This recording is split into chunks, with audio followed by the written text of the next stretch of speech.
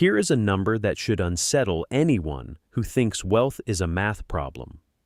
Across 3 generations, the overwhelming majority of family fortunes don't survive intact. Some studies place the failure rate as high as 70%, others closer to 90% by the 3rd generation. We'll come back to that statistic in detail later in this video. Because, like a lot of numbers that get repeated in personal finance content, it's more contested than people let on, and the real story underneath it is more interesting than the headline. Here's what almost never gets said out loud. The families whose wealth does survive aren't the ones who picked better stocks. They're the ones who built systems, constitutions, councils, legal scaffolding that outlives any one person's judgment, mood, or blind spot. This isn't a story about being rich. It's a story about engineering permanence. And the machinery is almost identical, whether you're looking at a 15th century merchant house in Augsburg or a family office in Greenwich, Connecticut today. This isn't hidden. It's just never taught. Let's build it, piece by piece. What legacy actually means, the stewardship frame. Start with a distinction that sounds semantic, but functions as the entire operating philosophy underneath generational wealth. The difference between an owner and a steward. An owner's default posture toward an asset is consumption. It's mine. I earned it, or inherited it. I can spend it, sell it, or run it into the ground. And the only person who answers for that decision is me. A steward's default posture is custodial. The asset was here before you and is expected to be here after you. Your job is to pass it forward in better condition than you received it. And you are, in a very real sense, accountable to people who haven't been born yet. This isn't a soft, sentimental idea. It's a structural one, and families that operationalize it build very different institutions than families that don't. When wealth is framed as personal property, the natural life cycle is earn it, enjoy it, and eventually, whether through estate taxes, litigation, divorce, or simple bad decision-making, it disperses. When wealth is framed as a stewardship trust, sometimes literally, in the legal sense, the incentives flip. Spending down principal becomes a kind of institutional failure, not a personal choice. You can see this encoded directly into language. Old money families with multi-century track records rarely say "my money." They say the family's capital, the trust, the estate, a subtle linguistic distancing that reinforces, generation after generation, that no single person actually owns the thing they're managing. The Rockefeller family, whose office has operated continuously since 1882, built exactly this kind of institutional distance. Family members are, functionally, beneficiaries and stewards of a professionally managed capital pool, not day-to-day proprietors of it. There's a psychological mechanism working underneath this too, one that behavioral economists have started to take seriously: endowment effect reversal. Normally, people overvalue things they own and are reluctant to part with them. But when an asset is reframed as held in trust for others, the psychology shifts from "what can I extract" to "what condition do I leave this in?" That single reframe, from extraction to condition maintenance, is arguably the single largest behavioral lever separating families that compound wealth across centuries from families that dissolve it in a generation or two. This is also why the families obsessed with control build governance before they build wealth preservation vehicles. A trust without a philosophy behind it is just a legal wrapper. The wrapper doesn't stop a beneficiary from feeling entitled, resentful, or careless. it just delays the consequences. The philosophy is what has to be transmitted deliberately, the way a craft guild transmits technique, through repetition, apprenticeship, and formal instruction, not through osmosis. If you've made it this far, this is exactly the kind of mechanism-first content we specialize in. Not vibes about quiet luxury, but the actual architecture. Subscribe if you want the next layer of this, because it gets significantly more technical from here, starting with how families put this philosophy into an actual written legal document. The architecture, family constitutions, and the Wallenberg model. If stewardship is the philosophy, the family constitution is the operating manual. We've covered constitutions before on this channel through the lens of the Fugger and Rothschild dynasties, so let's go somewhere we haven't. Sweden and the Wallenberg family, which is arguably the most successful continuously governed business dynasty in the world today, controlling an estimated 40% of Swedish stock market value through a network of holding companies and foundations that trace back to the 1850s.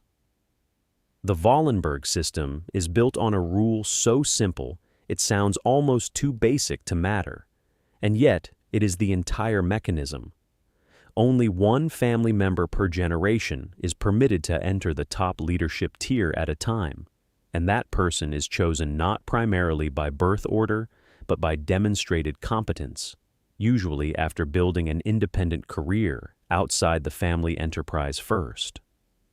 This is a direct rejection of the shirt sleeves to shirt sleeves failure pattern we've discussed before, where an unprepared or entitled heir is handed control simply by virtue of surname. The mechanism has legal teeth. Wallenberg family wealth is held through two main foundations, Knut and Alice Wallenberg Foundation being the largest, which in turn control the family's industrial holding company through dual-class shares.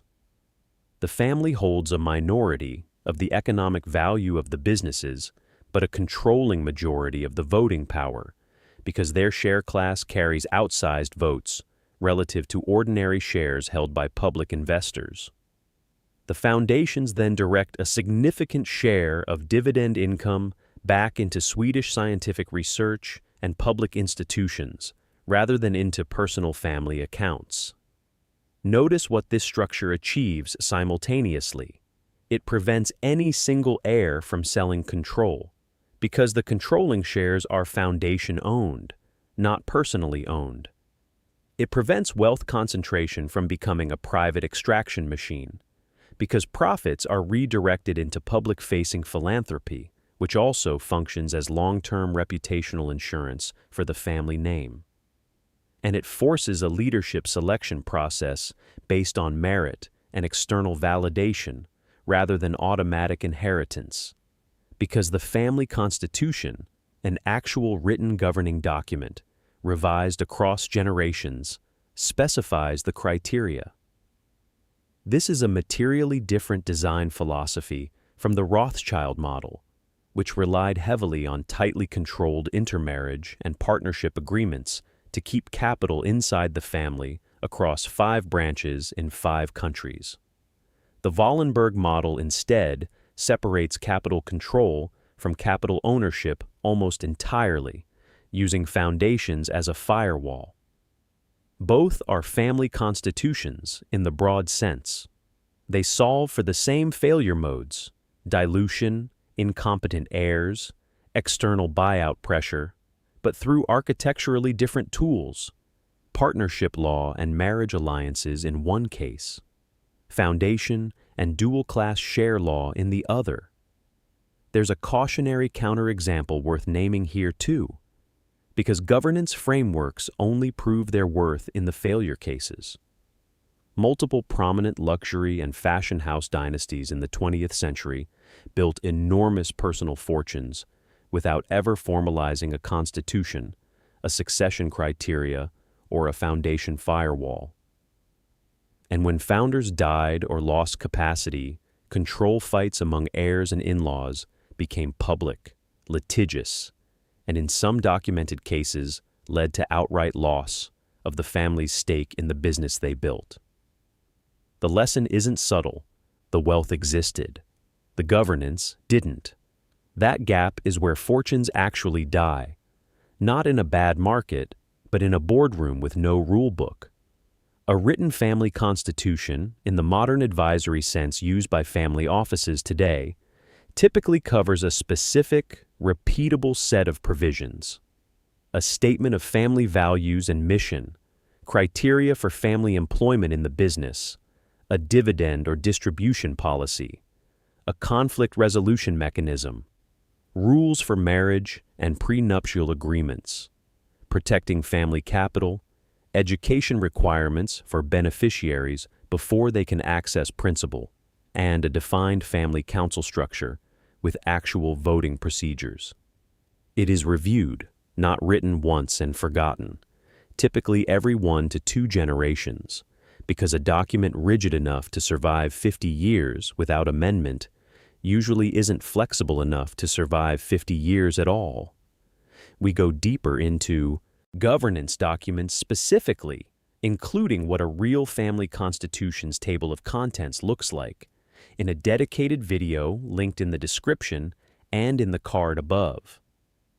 If family governance structures are new to you, that's the natural next stop before we move into the legal and tax layer.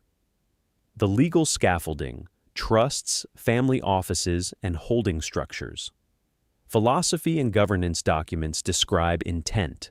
The legal scaffolding is what makes intent enforceable after the person who intended it is no longer alive to enforce it themselves.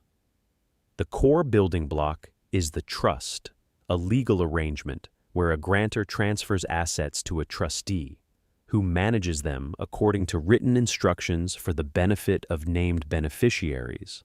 The single most important design decision inside any multi-generational trust is how much discretion the trustee has, because that discretion is the entire mechanism by which a family can protect wealth from a beneficiary's own bad decisions.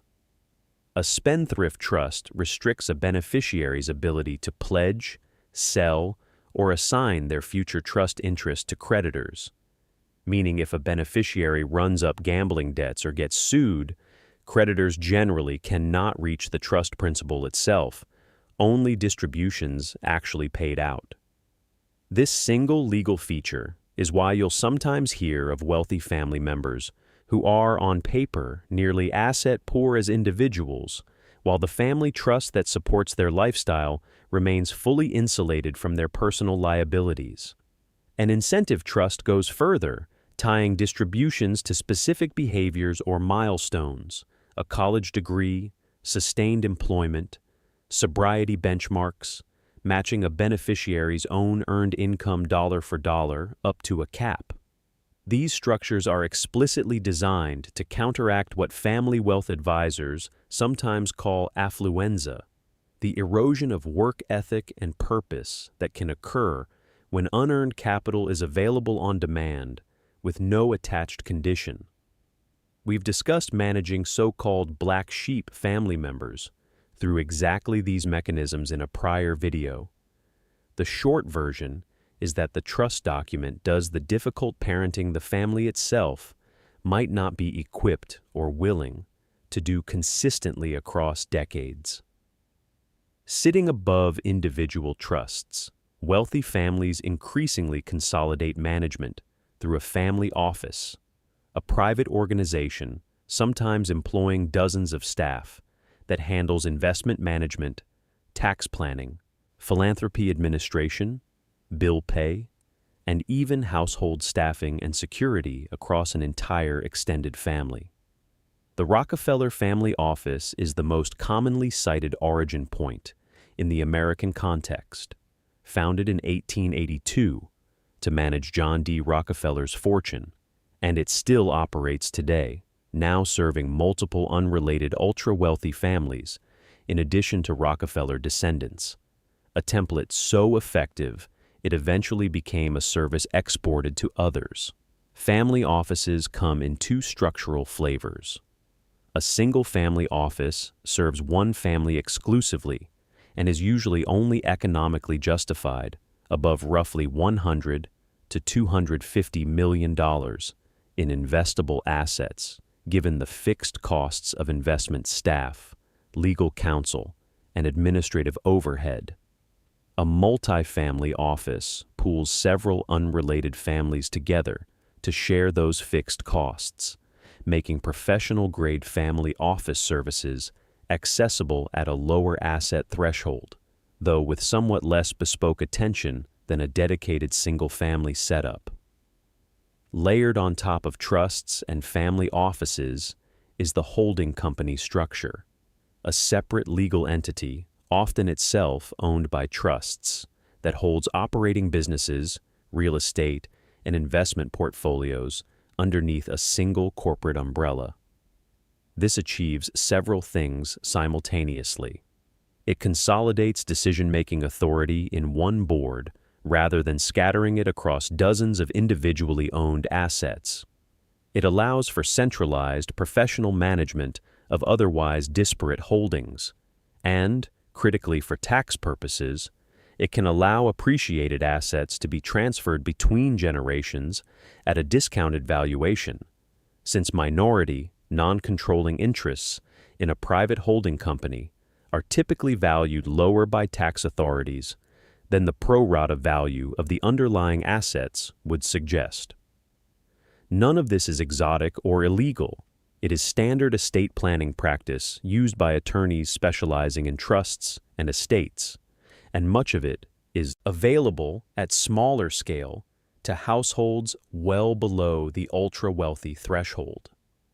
The gap isn't legal access, the gap is information.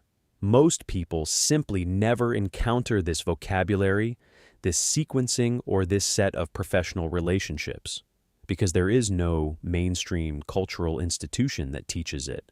Old money families transmit it through their own private advisory relationships, generation after generation. This isn't hidden, it's just never taught. We keep a running glossary of these legal structures across our video library because the vocabulary compounds. Once you know what a spendthrift trust or a dual-class share structure is, every subsequent video builds on it instead of re-explaining it. If that kind of layered structural learning is useful to you, subscribing means you won't have to hunt for the definitions later. The human infrastructure, councils, education, and apprenticeship legal structures fail without human infrastructure to operate them. And this is the layer most personal finance content skips entirely, because it isn't really about money. It's about institution building inside a family. The family council is the recurring governance meeting, typically annual or semi-annual, where extended family members, sometimes across 3 or 4 living generations, review the performance of the family office, discuss philanthropic direction, vote on constitutional amendments, and surface grievances before they escalate into litigation. This is not a casual family dinner conversation. Well-run family councils have agendas, minutes, external facilitators in cases of conflict, and often a rotating chair position so that authority doesn't calcify around a single branch of the family indefinitely. The council's less glamorous but arguably more important function is grievance absorption. Family wealth disputes rarely start as disputes over money. They start as disputes over feeling unheard and escalate into litigation only after years of accumulated resentment about who got which board seat, whose branch received a larger distribution, or whose children were or weren't invited into the business. A functioning council gives those grievances a scheduled, structured outlet before they metastasize. Families without one are functionally storing up conflict with no release valve, and that conflict eventually does get released, usually in a courtroom, usually publicly, usually at exactly the moment the family can least afford the reputational damage. Education is the second pillar, and it operates on a principle worth stating precisely. Old money education is not primarily about credentials. It's about apprenticeship into judgment. We've discussed the quiet education pattern before, the preference some old money families show for trade apprenticeships, hands-on business rotation, and mentorship over prestige-chasing degrees. The mechanism underneath that preference is that judgment about capital, risk, and people cannot be transmitted through a lecture. It has to be built through supervised repetition, sitting in on real board meetings as a silent observer, starting in the teenage years, shadowing a family office's investment committee, taking a junior, low-stakes operational role in a family business before ever touching a governance seat. Japanese merchant dynasties, which we've examined before through the Ai household system, formalize this principle more explicitly than almost any Western tradition. The Yoshi practice of adopting a capable non-blood heir when a biological heir lacked aptitude was a direct, culturally sanctioned acknowledgement that competence, not bloodline, was the actual asset being protected. That's a strikingly modern idea wearing centuries-old clothing, and it maps almost exactly onto the Wallenberg family's merit-based leadership selection discussed earlier, two entirely separate cultures, 4 centuries and half a world apart, independently converging on the same solution to the same structural problem. There's also a quieter, less institutional layer here, the transmission of unwritten rules. Etiquette functioning as a form of cultural capital, silent financial rules absorbed before the age of 18, and instinctive discomfort with visible extravagance. None of this shows up in a legal document, and yet families that successfully preserve wealth transmit it as reliably as they transmit the trust structures themselves. It functions as a kind of social credentialing system, signaling to other old money families, potential business partners, and future spouses that a person has been properly formed in the way an apprentice is formed by a guild rather than simply enriched by an accident of birth. We have a full video breaking down exactly which unwritten rules get transmitted before age 18 in old money households, and how those rules function as invisible gatekeeping. It's linked above if you want to go deeper on that specific thread before we move into the money mechanics. The money mechanics, leverage, allocation, and the buy-borrow-die engine. Every governance structure exists to protect a specific set of financial mechanics, and those mechanics are more standardized across old money families than most people assume. The centerpiece is a strategy we've discussed in depth before, but that bears restating in this context. Buy, borrow, die. The family acquires appreciating assets, equities, real estate, private business interests, and holds them rather than selling. Because unrealized appreciation isn't taxed as income, the family can then borrow against that appreciated asset base at relatively low interest rates, using the loan proceeds to fund lifestyle spending, new investments, or liquidity needs without ever triggering a capital gains event. When the asset holder eventually dies, in tax jurisdictions with a step-up in basis at death, heirs inherit the asset at its current market value rather than its original purchase price, meaning decades of appreciation can pass to the next generation having never been taxed as a capital gain at all. The debt is then typically settled from the estate or refinanced by the next generation, and the cycle continues. This is not a loophole in the pejorative sense. It is a fully legal, extensively documented feature of tax code in multiple jurisdictions, used by estate attorneys as standard practice, and its mechanics have been the subject of public congressional testimony and financial press investigation for years. What makes it available primarily to the wealthy isn't legal restriction, it's collateral.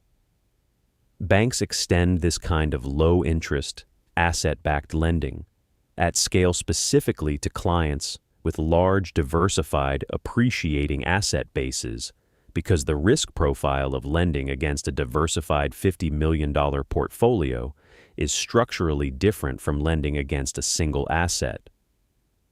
Sitting alongside buy, borrow, die is a set of asset allocation rules that show up with remarkable consistency across old money portfolios, echoing the Yale endowment model we've examined previously. Heavy allocation toward illiquid, long-duration assets, private equity, timberland, farmland, direct real estate, on the theory that a family with a multi-generational time horizon should be paid for accepting illiquidity that a typical individual investor cannot afford to hold. A retail investor needing access to capital within 5 years cannot rationally lock money into a 15-year private equity fund. A family office managing capital on a 50-year horizon can, and in doing so, captures an illiquidity premium that shorter horizon capital structurally cannot access. This is the century-scale thinking pattern we've discussed before, translated directly into a portfolio construction principle. There is also a defensive allocation logic, sometimes summarized informally as never stop buying certain asset classes. Productive farmland, which has historically shown low correlation with public equity markets and functions as a hard, physically scarce inflation hedge.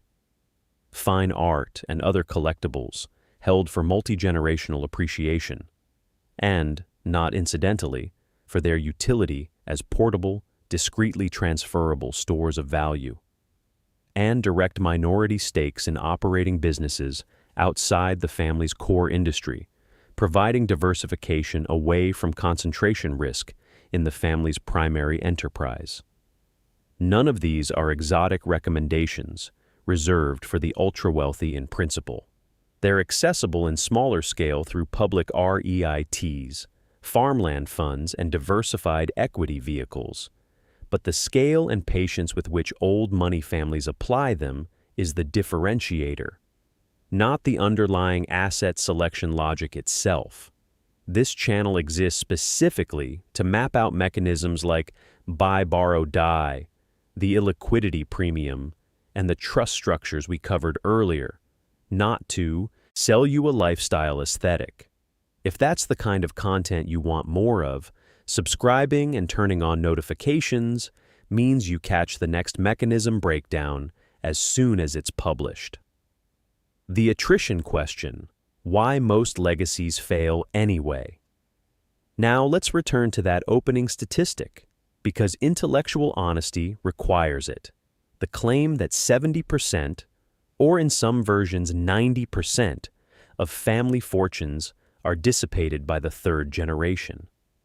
This figure traces back primarily to research and survey work conducted by wealth advisory firms and family business researchers starting in the 1980s and 1990s, most commonly cited in connection with a study associated with the Williams Group Family Wealth Consultancy.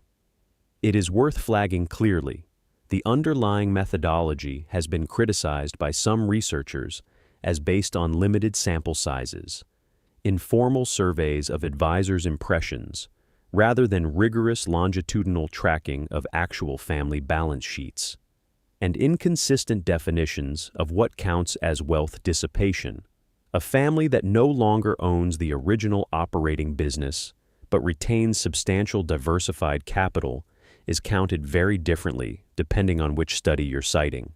Some more rigorous academic studies of family business succession put failure and ownership transition rates in a similar general direction, but with far more variance depending on industry, geography, and how failure is defined. The honest framing, then, isn't "here is a proven law of family wealth physics." It's this. Across virtually every methodology used to study this question, family wealth transfer failure rates are high enough and consistent enough in direction that something structural is clearly happening, even if the precise percentage is genuinely contested. So what is that structural something? Strip away the folklore about spoiled heirs, and the pattern that actually recurs across documented case studies is more specific. Failure to formalize governance before the founding generation's judgment is no longer available to arbitrate disputes informally. The founder of a fortune typically holds enormous implicit authority. As the person who built the wealth, their word settles disagreements without needing a written rule. That informal authority dies with them. If no constitution, no council, no written succession criteria exist to replace it, the second generation is often still cohesive enough, having grown up together, to manage informally. It's the third generation, cousins, in-laws, people who may never have met each other as children, where the absence of formal structure becomes catastrophic because there is no shared informal authority left to fall back on at all. This is precisely why the governance and legal architecture covered earlier in this video isn't a nice-to-have overlay on top of real wealth management. It functions as the load-bearing structure the entire system depends on once the founder is gone. Families that build constitutions, councils, and trust structures before they're needed are, in effect, pre-installing the arbitration authority that would otherwise disappear with the founder. Sourcing note for viewers doing their own research. Treat any single number citation of 70% or 90% family wealth failure rates with appropriate skepticism until you've checked the underlying study's sample size and methodology. This is a case where a repeated statistic has outpaced the rigor of its original source, even though the general direction of the finding appears to hold up across multiple independent inquiries. Synthesis, building the system. Pull every layer of this video together and a clear sequence emerges, one that mirrors almost exactly how the most durable family fortunes in history, from Augsburg to Stockholm to New York, actually built their systems, whether by careful design or hard-won trial and error. It starts with a philosophical reframe. Capital held in stewardship rather than personal ownership, transmitted through language and behavior before it's ever transmitted through legal documents. That philosophy gets formalized into a written family constitution. Values, succession criteria, dispute resolution mechanisms, education requirements, reviewed and amended across generations rather than fixed in stone. The Constitution is then given legal teeth through trusts, family offices, and holding structures, each solving a specific failure mode. Spendthrift, provisions protecting against creditors and poor judgment. Incentive structures protecting against complacency. Family offices consolidating professional management, holding companies enabling tax-efficient generational transfer. Human infrastructure, councils, and structured apprenticeship keeps the system operating and grievances resolved long after the founder's informal authority is gone. And underneath all of it, a consistent set of financial mechanics, buy, borrow, die, illiquidity premiums, diversification away from single business concentration risk, actually grows the capital the whole structure exists to protect. None of this requires 9 figures of net worth to begin implementing in some form.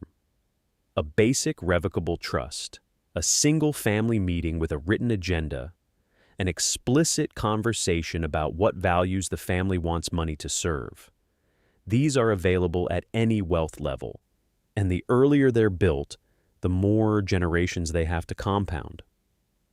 The families who preserve wealth across centuries didn't do it with a better stock picker. They did it by building an institution that could survive being managed by people who weren't as capable as its founder, which statistically, across enough generations, is going to be most of them.